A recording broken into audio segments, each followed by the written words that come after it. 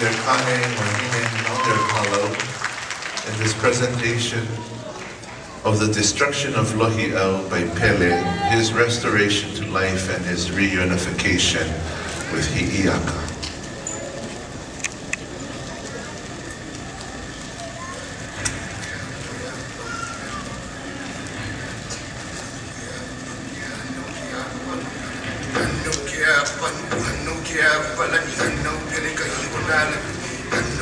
Born of the gods of the born of the gods of the heavenly ship, born as Pele, the embodiment of the heavens. From Kahiki came the woman Pele, from the land of Bora Bora, from the red rainbow of Kani, from the clouds blazing in the heavens.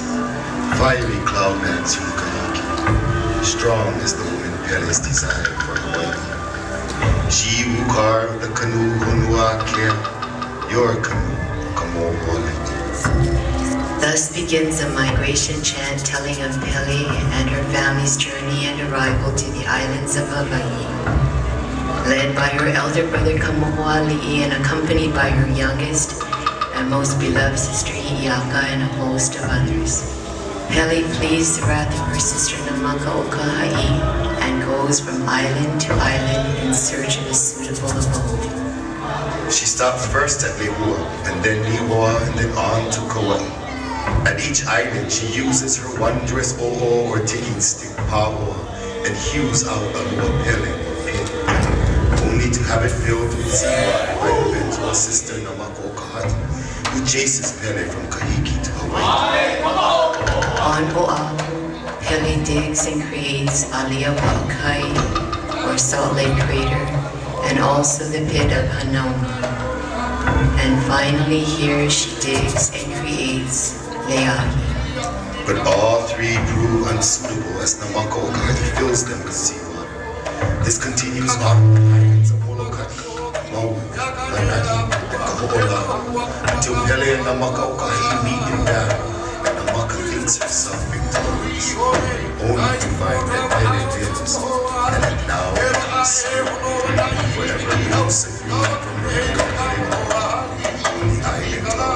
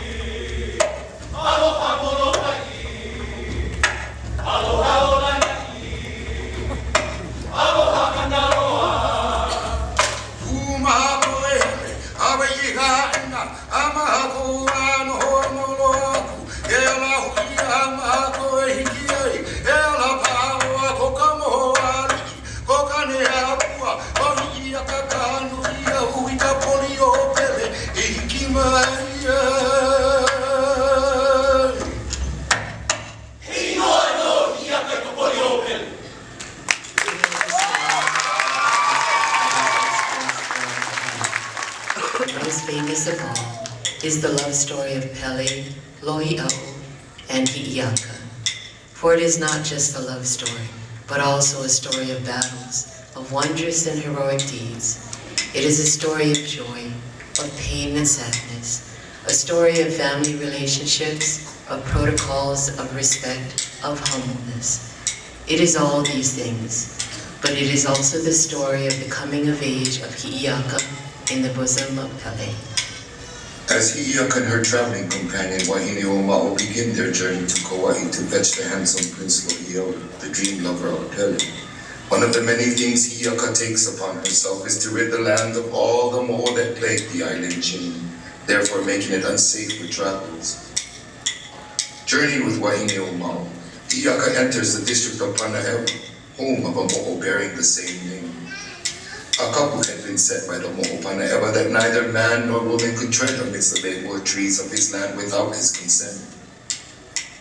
Lifting her voice in song, she asks Panaewa to grant safe passage through his lands. And though Panaewa and 2 of his guards heard Hi'iaka's humble request, his response was mean and merciless, and he refused to grant her passage, instead directing her to the seaward path on her journey to HNMOP. After much bantering back and forth through chant, a furious battle between Hi'iaka and the great mo'o Panaewa ensues, and Pele sends forth a host of warriors to aid her in this battle.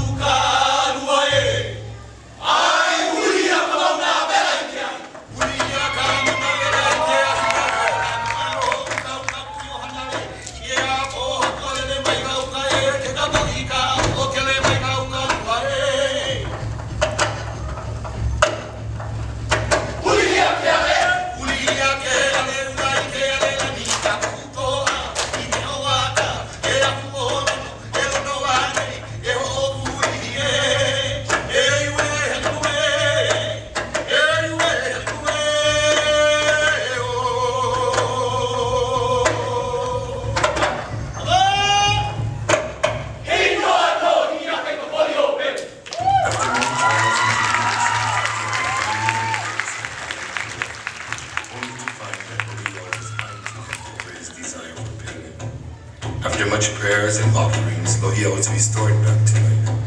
Hi'iaka and Lohi'au then descend upon a rainbow down to the shores of Ke'e and begin the long journey back to Kilauea.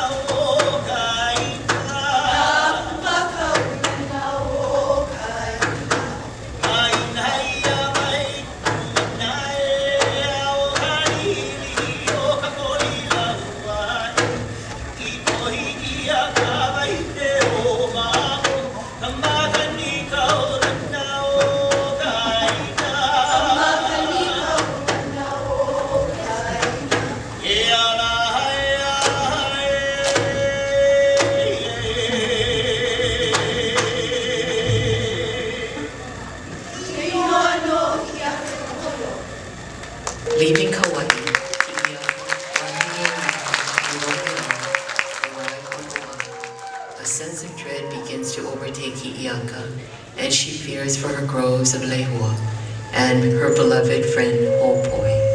Climbing the heights of Pohakea, she casts her supernatural vision towards Puna and sees her fears confirmed. For Pele has broken her promise, and her Lehua groves are ablaze in the sweet, and thus begins the break between the two sisters.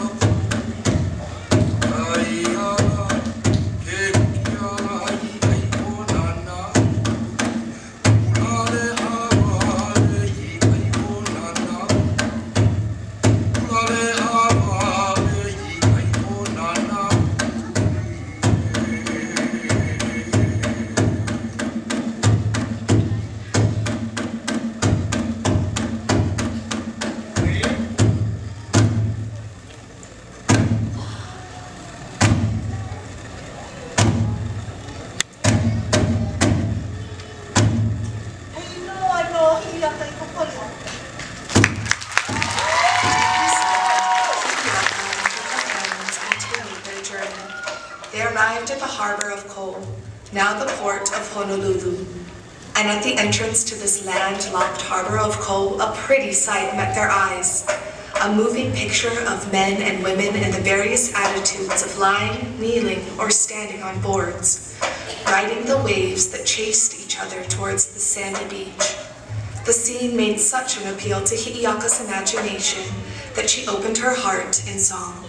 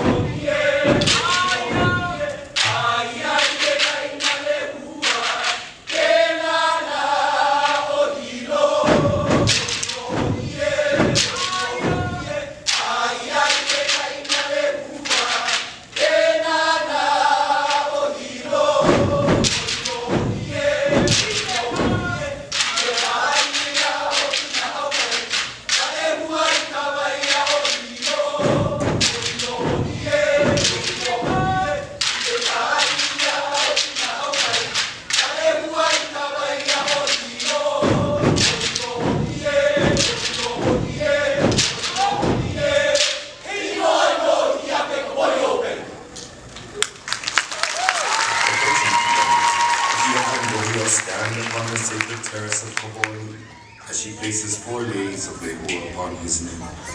Then in front of Pele in her court, she embraces and rubs noses with him. In a fit of anger, Pele sends out her remorseful but ever obedient Hi'iaka sisters to end the life of Lohi'au.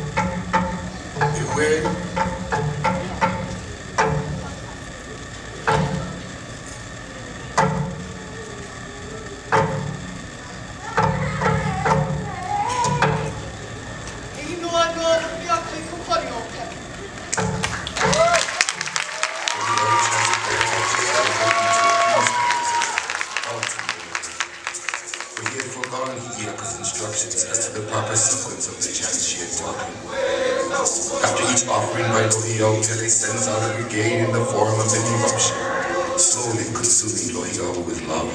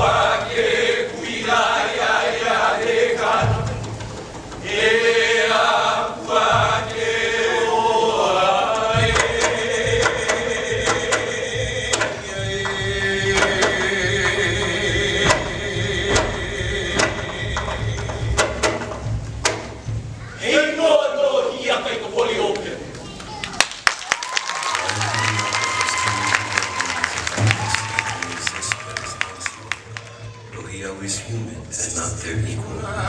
With this final chant, this was done. A powerful earthquake shook the crater, and the stone form of Lohi'au tumbled into the pit. Upon seeing this, Hi'iaka is overwhelmed and driven mad with grief. She leaps onto his stone form and begins chanting, waving her lament to the wind. As she finishes her chanting, the rage in her crazed state of mind grows stronger, and she looks down into Mount Leola. And she is filled with the urge to destroy the foundation of Kilauea so that Pele could no longer live there. Hi'iaka descends to wreak her destruction and search for the spirit of Lohi'au to no avail.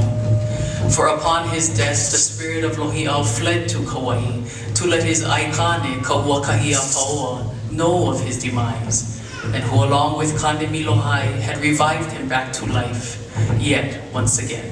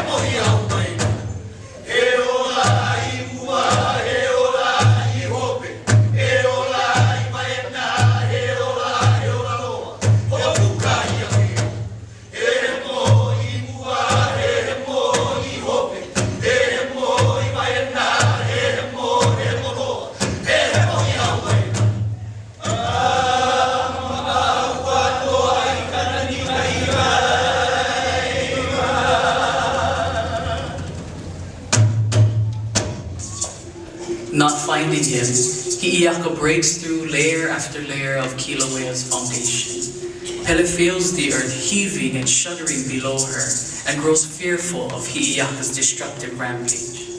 She sends Wahine O'Ma'o to soothe Hi'iaka's anger. Wahine O'Ma'o consents and goes down below to stop Hi'iaka's destruction and brings her back to the world above. Though they are now at peace, Hi'iaka yearns for Lohiau and does not want to stay at Kilauea. She thinks of Kauai as her new home and leaves Hawaii.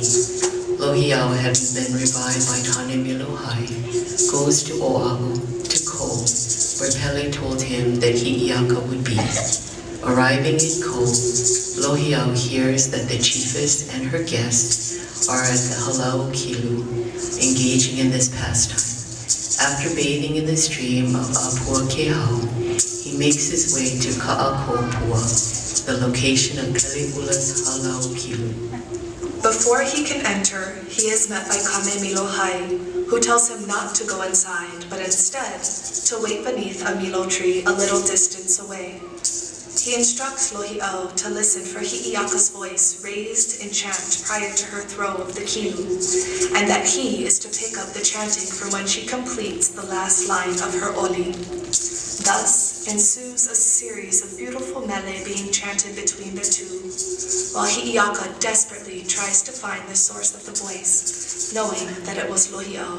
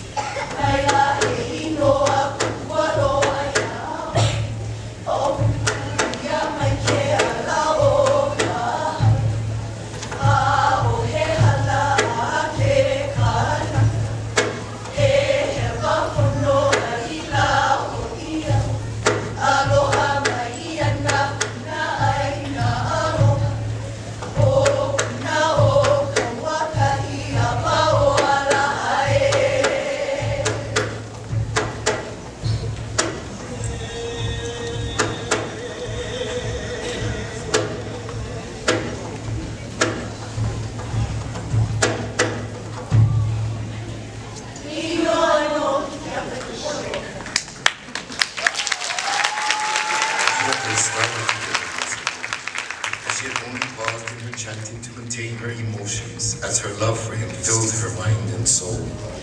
They continued chanting back and forth while Hiyaka searches for the voice she knows belongs to Lohi'au'i and that he is alive once more.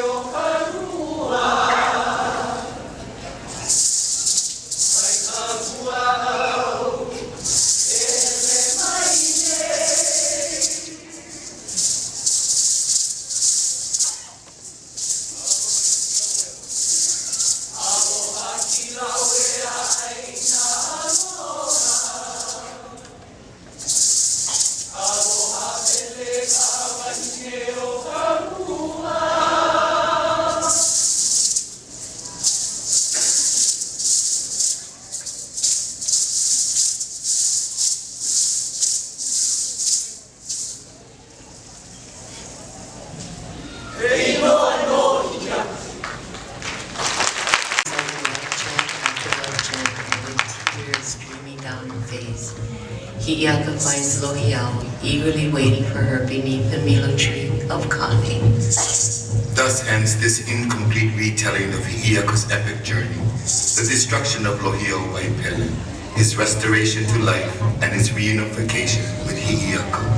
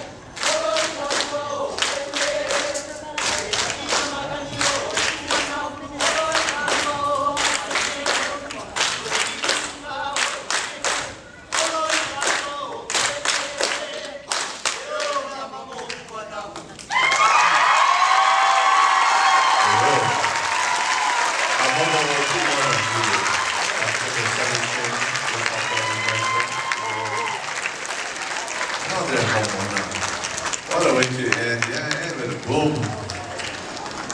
Wow, you never even have to pay extra for come to that hula drama. It was free. Well, you paid to get in here, so thank you. You got bonus. There you go. Mahalo nui a o kou, kahalo.